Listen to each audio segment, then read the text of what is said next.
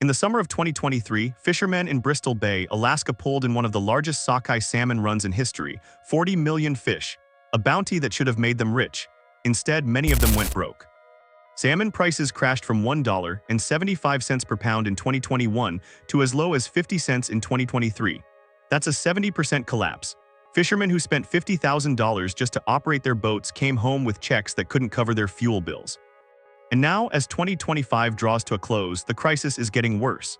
According to Cascade PBS, this year delivered another lean season, with prices still hovering near historic lows.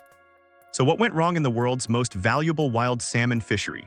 Who's responsible for flooding the market with fish nobody wants to buy? And why is Alaska's governor suddenly scrambling to save an industry that brings in $2 billion annually? The answers reveal a global economic disaster hiding in plain sight. Bristol Bay isn't just any fishing ground. It's the single largest wild sockeye salmon fishery on Earth. Located in southwestern Alaska, this remote stretch of coastline produces roughly half of the world's entire wild sockeye harvest every single year. That's not an exaggeration. One region, half the planet's supply. For generations, this fishery has been the economic engine of rural Alaska. More than 8,000 commercial fishing permits operate in these waters. Entire towns, Dillingham, Naknek, King Salmon, exist almost entirely because of the annual salmon run. But something broke in 2022, and it hasn't been fixed. According to Craig Medred News, processors saw the problems coming before the 2022 season even started. Warehouse freezers across the Pacific Northwest were stuffed with unsold sockeye from the previous year. Demand had collapsed, yet fishermen kept catching fish because that's what they do. The result, a catastrophic oversupply that drove prices into the ground. In 2021, fishermen earned an average of $1.75 per pound for their sockeye, a price that made the grueling work worthwhile. By 2023, that price had collapsed to between 50 cents and 75 cents per pound, according to Alaska Fish News. The math is brutal. A fisherman who caught 100,000 pounds in 2021 earned $175,000. That same catch in 2023 may be $60,000 before expenses. And those expenses haven't dropped at all.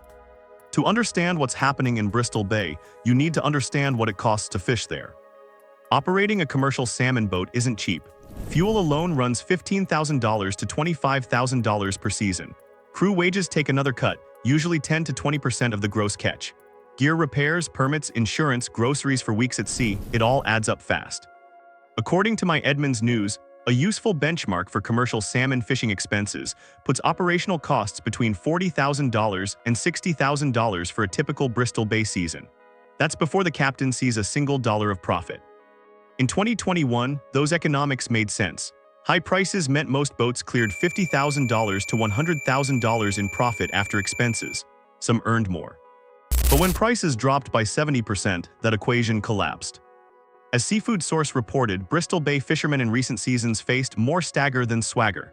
The volume simply wasn't matching the value. Boats were coming back full, but the paychecks were empty. Many fishermen from the Pacific Northwest who traveled to Alaska specifically for the Bristol Bay season found themselves questioning whether the trip was worth it anymore. According to Cascade PBS, 2025 delivered another lean year, with commercial salmon fishers struggling across the region. Some veteran captains, men and women who have fished these waters for decades, are now considering selling their permits. Others are looking for winter work they never needed before. The identity of an entire profession hangs in the balance. Here's the fact that explains everything. Before the 2023 fishing season even began, there was still salmon in warehouse freezers from 2022. According to My Edmonds News, this backlog of frozen inventory became a defining feature of the price collapse. Processors couldn't sell what they already had. So why would they pay premium prices for more fish? The cold storage facilities across Seattle, Anchorage, and the Pacific Northwest became tombs for millions of pounds of sockeye salmon.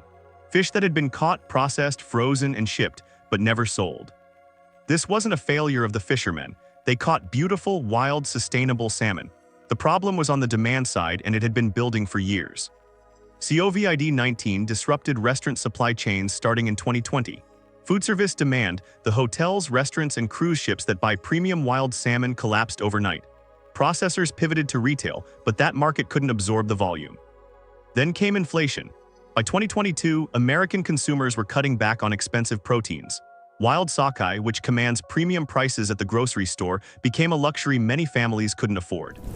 Meanwhile, farmed salmon from Norway, Chile, and other countries flooded the market at lower price points. Consumers couldn't always tell the difference. Many didn't care. The result, wild Alaska sockeye sat in freezers while cheaper alternatives flew off the shelves. But that's not the whole story.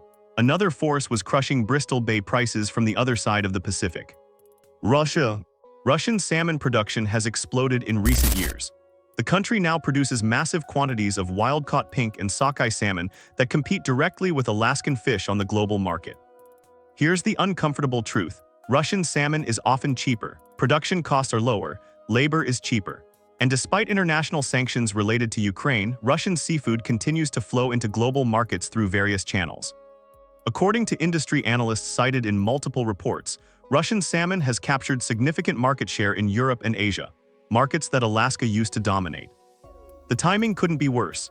Just as American consumers were tightening their belts, international buyers had cheaper alternatives. Bristol Bay fishermen found themselves squeezed from every direction. And unlike many other industries affected by geopolitical competition, there's no quick policy fix. You can't put a tariff on wild salmon without triggering trade disputes. You can't force American consumers to buy more expensive fish when their grocery budgets are shrinking. The global salmon market has fundamentally shifted, and Bristol Bay is bearing the cost. When fishermen complain about low prices, they're not complaining about abstract market forces. They're complaining about processors. The Bristol Bay salmon industry operates on a simple model. Fishermen catch fish and processors buy them. Those processors, companies like Trident Seafoods, Peter Pan Seafoods, and others, set the prices fishermen receive. According to Craig Medred News, processors saw problems coming well before fishermen did.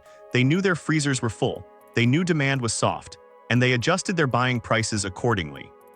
In 2022, opening prices dropped from the $1.75 per pound average of 2021. By 2023, as Alaska Fish News reported, the low sockeye prices stunned fishermen, even though processors had been signaling the drop for months. This creates a fundamental power imbalance. Fishermen have limited options. They can sell to whatever processor operates in their area, or they can try to find alternative buyers. But the salmon are perishable. Once caught, they need to be processed within hours. Processors, meanwhile, can simply decline to buy fish they can't sell. They can lower prices to whatever level the market will bear. They can absorb short-term losses that would bankrupt individual fishermen. This isn't a conspiracy, it's economics, but it means that when the market turns against fishermen, they have almost no leverage to fight back. Alaska Governor Mike Dunleavy has a problem. The fishing industry generates approximately $2 billion annually for Alaska's economy. It employs tens of thousands of people directly and supports countless more in related industries. It defines the identity of coastal communities across the state. And it's hemorrhaging money. The governor's administration has been forced to acknowledge the crisis publicly. State agencies have issued reports documenting the price collapse. Officials have met with industry representatives to discuss potential solutions. But what can a state government actually do when global market forces crush a local industry? The options are limited. Alaska can invest in marketing campaigns promoting wild salmon over farmed alternatives. It can provide emergency assistance to struggling fishermen. It can advocate for federal policies that might help. What it cannot do is force consumers to pay higher prices. It cannot eliminate Russian competition.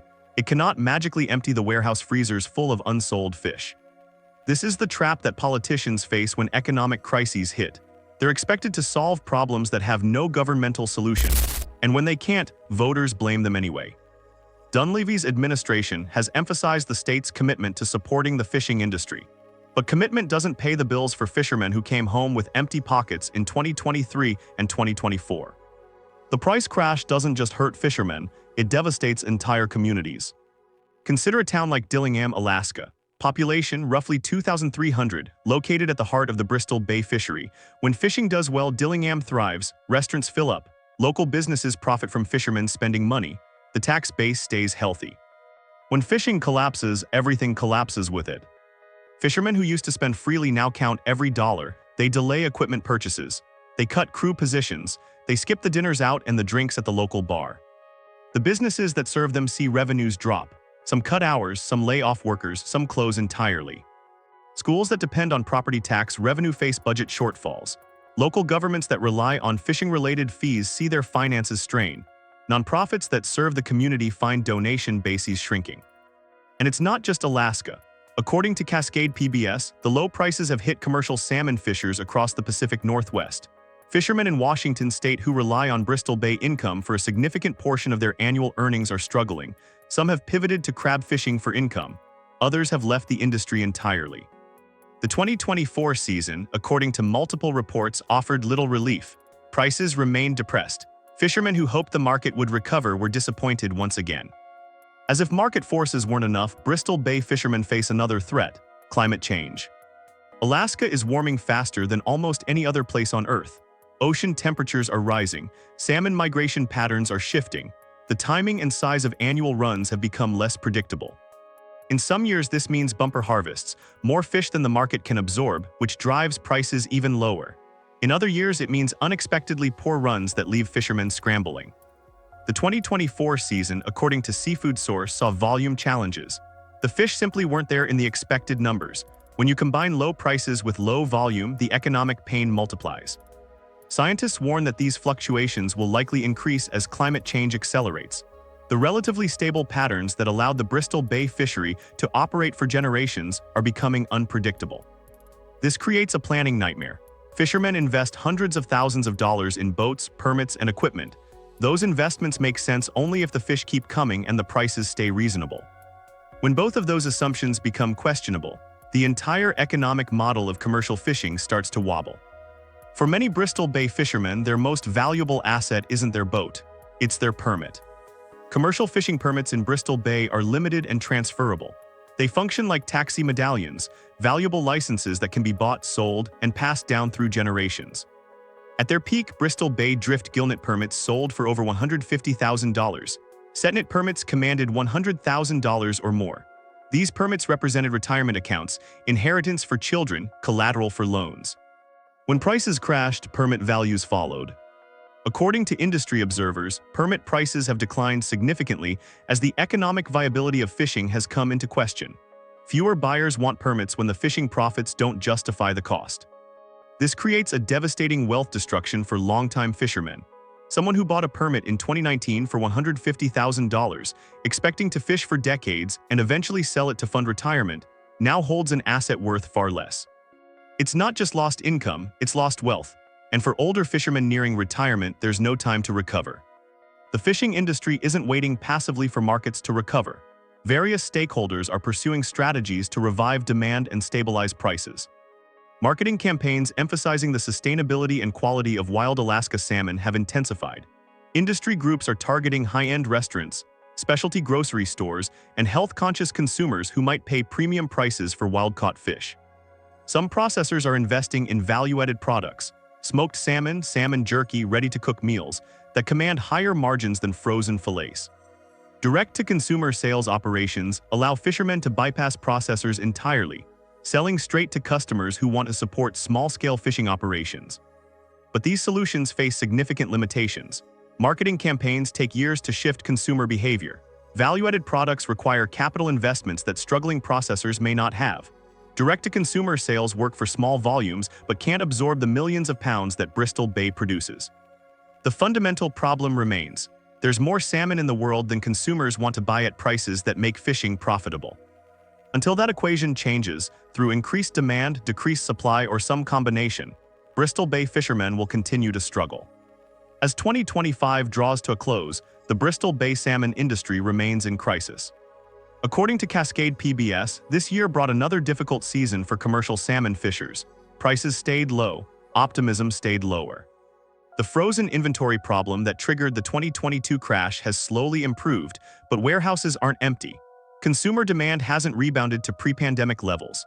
Competition from farmed salmon and Russian imports continues unabated. Fishermen who survived 2023 by drawing down savings or taking on debt find themselves in an even more precarious position. Some have quietly left the industry. Others are holding on, hoping for better times that may never come. The governor's office continues to express support for the fishing industry, but tangible state assistance remains limited. Federal attention has been sporadic. The crisis, while devastating to those living it, simply hasn't captured national headlines. And that may be the cruelest irony of all. Bristol Bay produces half the world's wild sockeye salmon. It supports thousands of families. It defines an entire region's economy and identity. But to the rest of America, it's barely a story. Bristol Bay salmon prices crashed from $1.75 per pound in 2021 to as low as 50 cents in 2023, a 70% collapse. The causes are multiple. Pandemic demand disruption, warehouse inventory gluts, Russian competition, farmed salmon alternatives, and inflation squeezed consumers. The consequences are devastating. Fishermen losing money, permits losing value, communities losing their economic base. The solutions are uncertain. Marketing campaigns, value-added products, and direct sales help at the margins, but can't solve the fundamental oversupply problem. And the future remains unclear. Climate change threatens the stability of salmon runs, while global market forces show no signs of turning in fishermen's favor. Governor Mike Dunleavy and Alaska's political establishment face an uncomfortable truth. They cannot fix this crisis through willpower or policy alone. They can only support an industry riding out a storm that may last years. For the fishermen of Bristol Bay, the question isn't just whether prices will recover. It's whether they can survive long enough to find out. The 2026 salmon season will arrive in just a few days, and thousands of fishermen will have to decide whether to invest tens of thousands of dollars on the hope that this year will be different.